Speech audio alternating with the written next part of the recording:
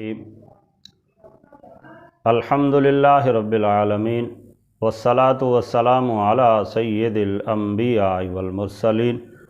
اما بعد فاعوذ باللہ من الشیطان الرجیم بسم اللہ الرحمن الرحیم کل الطعام کان حلا لبنی اسرائیل الا ما حرم اسرائیل علی نفسه من قبل ان تنزل التوراۃ قل فأتوا بالتوراۃ فاتلوها ان کنتم صادقین صدق اللہ العظیم۔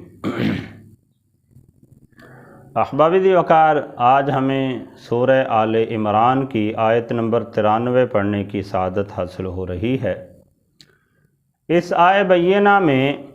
اللہ جل شانہ نے یہودیوں کے ایک نظریے کا رد کیا کہ وہ یہ سمجھتے تھے کہ حضرت ابراہیم علیہ السلام، نوح علیہ السلام پر اور دیگر بنی اسرائیل پر اونٹ کا گوشت کھانا حرام تھا اور اونٹنیوں کا دودھ پینا حرام تھا، تو اللہ جل شانہ نے اس کا یہاں پہ رد فرمایا،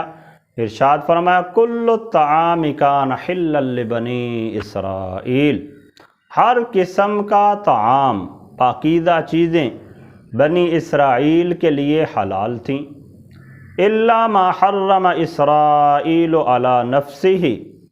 سوائے اس کے جس کو یعقوب علیہ السلام نے اپنے اوپر حرام کر لیا تھا، من قبل ان تنزل التوراۃ، تورات کے نازل ہونے سے پہلے۔ قل فأتوا بالتوراۃ فاتلوها ان کنتم صادقین، آگے انہیں مزید تنبیہ کرتے ہوئے اللہ جل شانہ نے ارشاد فرمایا، اے پیارے حبیب آپ انہیں فرمائیں فأتوا بالتوراۃ، تم تورات لے کر آؤ، فتلوہا، اس میں پڑھو کہاں اونٹ کی گوشت کی ممانعت کا تذکرہ ہے کہ حضرت ابراہیم علیہ السلام کو اللہ تعالیٰ نے اونٹ کا گوشت کھانے سے منع فرمایا ہو، کہیں تورات میں ایسا تذکرہ ہے؟ فتلوہا ان کنتم صادقین، تم اسے پڑھو اگر تم سچے ہو۔ یقیناً تورات میں چونکہ ایسا حکم تھا نہیں، یہ تو ان لوگوں نے اپنی طرف سے کچھ چیزیں بنا رکھی تھیں، تو احباب دی وقار اللہ جل شانہ نے اس کا رد فرمایا۔ اس کے بارے میں مفسرین کرام نے یہ بھی بیان فرمایا اس آیت کے شان نزول کے حوالے سے کہ آقا کریم صلی اللہ تعالی علیہ وسلم کے پاس یہودیوں کے کچھ لوگ آئے اور انہوں نے آپ سے پوچھا کہ آپ کس دین کی تبلیغ کرتے ہیں، آپ نے جو اعلان نبوت فرمایا ہے آپ کس چیز کا پرچار کر رہے ہیں، کس کے دین پر ہیں؟ تو نبی علیہ السلام نے ارشاد فرمایا میں ملت ابراہیم پر ہوں۔ تو یہودیوں نے آگے سے کہا کہ اگر آپ ملت ابراہیم پر ہیں تو آپ اونٹ کا گوشت کیوں کھاتے ہیں اور اونٹنیوں کا دودھ کیوں پیتے ہیں؟ تو نبی علیہ السلام نے آگے سے ارشاد فرمایا کہ یہ میرے باپ حضرت ابراہیم علیہ السلام پر حلال تھیں اور ہم بھی اسے حلال قرار دیتے ہیں۔ تو یہودیوں نے کہا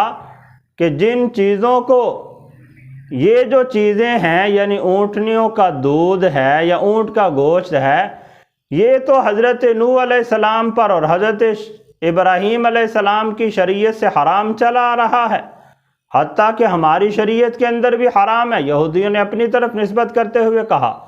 تو اس وقت اللہ جل شانہ نے ان کے رد کے اندر یہ آیت نازل فرمائی کہ تم تو کہتے ہو کہ ابراہیم علیہ السلام پر، نوح علیہ السلام پر اونٹ کا گوشت حرام تھا اور اسی طرح سے یہ حکم چلا آ رہا ہے، تو اللہ تعالیٰ نے رد کرتے ہوئے اعلان فرمایا کل الطعام کان حلا لبنی اسرائیل، بنی اسرائیل پر تورات کے نزول سے پہلے ساری پاکیزہ چیزیں، پاکیزہ طعام ان کے لیے حلال تھے،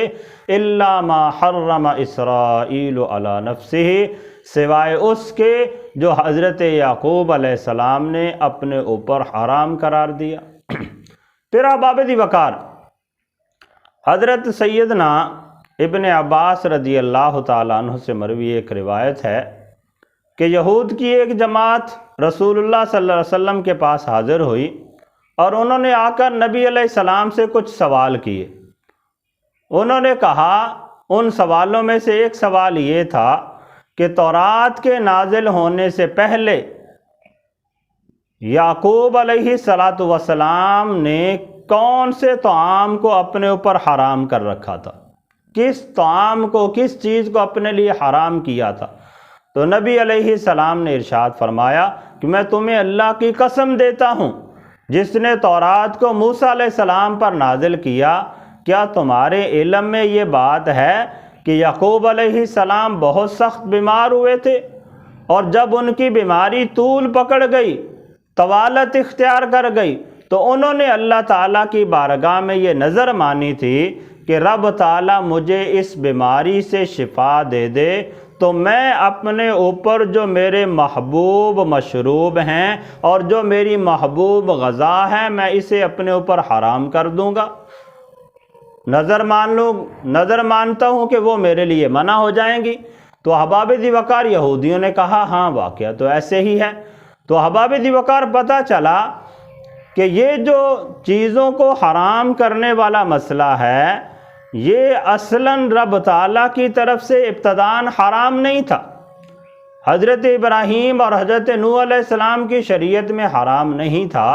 اصل مسئلہ یہ ہوا تھا کہ حضرت یعقوب علیہ السلام بیمار ہوئے، اور جب ان کی بیماری طول پکڑ گئی تو انہوں نے اللہ کی بارگاہ میں نظر مانی،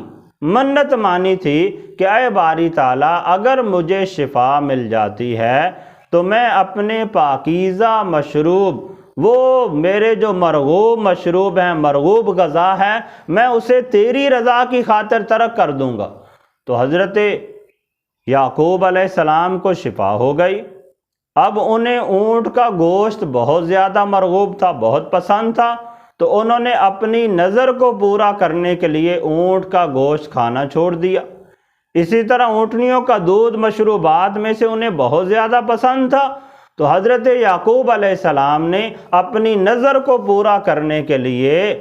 اپنے اوپر اونٹنیوں کا جو دودھ تھا اس کی پابندی لگا دی،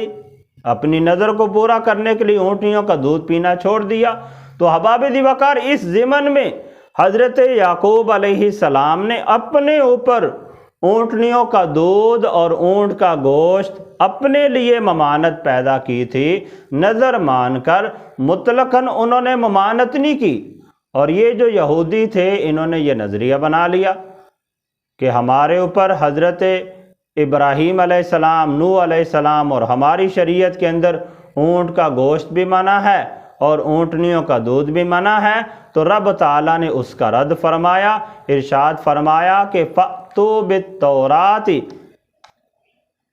فَاتْلُوهَا إِن كُنتُمْ صَادِقِينَ۔ اگر تم واقعی یہ کہتے ہو کہ حضرت ابراہیم علیہ السلام پر، نوح علیہ السلام پر اور تمہاری شریعت میں اونٹ کا گوشت حرام تھا، تو پھر فرمایا فَأْتُوا بِالتَّوْرَاةِ، تم تورات لے کے آؤ، فَاتْلُوهَا إِن كُنتُمْ صَادِقِينَ، اور اس میں ہمیں پڑھ کے دکھاؤ کہ کہاں یہ لکھا ہے کہ اونٹ کا گوشت منع ہے یا اونٹنیوں کا دودھ منع ہے۔ تو احباب ذی وقار اس طرح کے جو غلط قسم کے نظریات تھے یہودیوں کے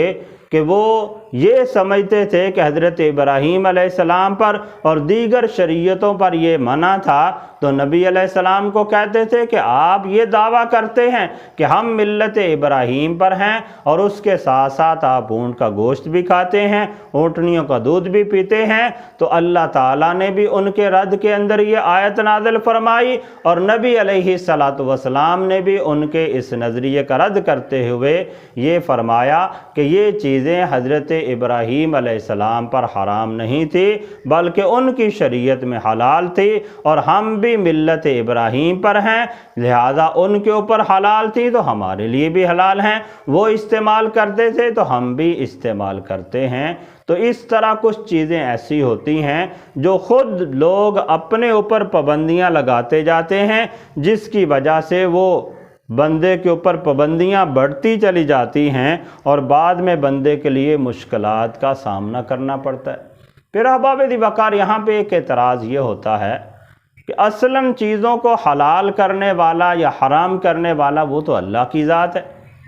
کسی بندے کو یہ اختیار نہیں ہے کہ وہ اللہ کی حرام کردہ چیز کو حلال کر لے یا اللہ کی حلال کردہ چیز کو حرام کر دے۔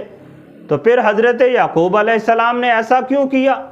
تو احباب دی وقار اس کے مفسرین کرام نے متعدد جواب دیے ہیں۔ ایک جواب تو اس کا یہ ہے کہ حضرت یعقوب علیہ السلام نے کلی طور پر اس کے حرام ہونے کا حکم نہیں دیا تھا، بلکہ آپ نے تو صرف نظر مانی تھی کہ اگر اللہ تعالیٰ میری بیماری میں مجھے شفا عطا فرما دے گا تو میں جو میری مرغوب غذا ہے اور مرغوب مشروب ہے میں اسے چھوڑ دوں گا اللہ کی رضا حاصل کرنے کے لیے۔ تو اللہ نے شفا عطا فرما دی، آپ کی پسندیدہ غذا اونٹ کا گوشت تھا، آپ نے اسے چھوڑ دیا۔ آپ کی پسندیدہ مشروب میں سے اونٹنیوں کا دودھ تھا، آپ نے اسے چھوڑ دیا۔ تو حضرت یعقوب علیہ السلام نے کلی طور پہ تو ممانت کی ہی نہیں،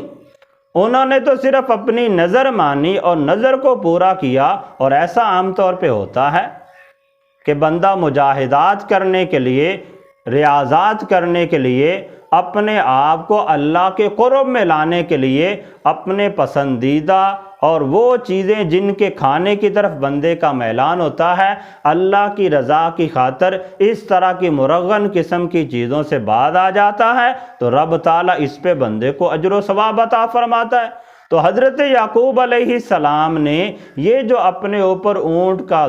گوشت اور اونٹنیوں کا دودھ منع کیا تھا، یہ صرف اپنی نظر پورا کرنے کے لیے کیا تھا، انہوں نے کلی طور پر یہ حکم نہیں لگایا تھا۔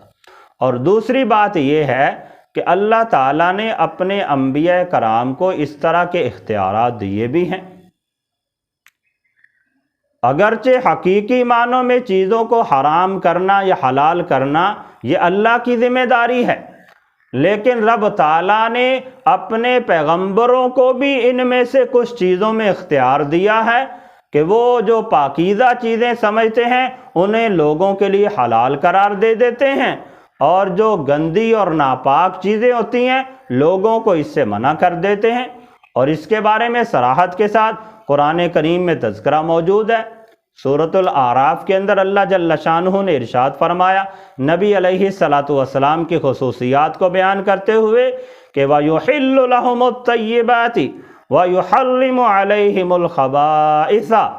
کہ وہ نبی صلی اللہ علیہ وسلم وہ ہیں کہ وہ پاک چیزیں ان کے لیے حلال کرتے ہیں اور ناپاک چیزیں ان پر حرام کرتے ہیں۔ تو پتہ چلا کہ اللہ کے انبیاء کرام کے پاس بھی ایسا اختیار ہوتا ہے کہ وہ پاکیزہ چیزوں کو حلال قرار دے دیتے ہیں اور ناپاک چیزوں کو حرام قرار دے دیتے ہیں۔ تو حضرت یعقوب علیہ السلام نے جو اس طرح سے معاملات کیے تھے، ایک تو اللہ کی طرف سے اختیارات کی بنا پر، یعنی یا تو اس کو اس پہ محمول کریں گے کہ آپ نے کلی طور پہ حرام کیا ہی نہیں، صرف اپنی نظر پورا کرنے کے لیے خود کھانا چھوڑ دیا تھا، اور اگر حرام کے درجے میں بھی لیں تو اللہ تعالیٰ کے انبیاء کرام کو یہ اختیار حاصل ہوتا ہے کہ رب تعالیٰ کے انبیاء کرام کچھ چیزوں میں حکمت کے پیش نظر انہیں حلال بھی قرار دے سکتے ہیں، اور جن چیزوں میں وہ خباثت دیکھتے ہیں ان سے منع بھی فرما سکتے ہیں۔ تو اللہ تعالیٰ کی بارگاہ میں دعا ہے کہ اللہ تعالیٰ ہم سب کو دنیا و آخرت کی بلائیاں عطا فرمائے۔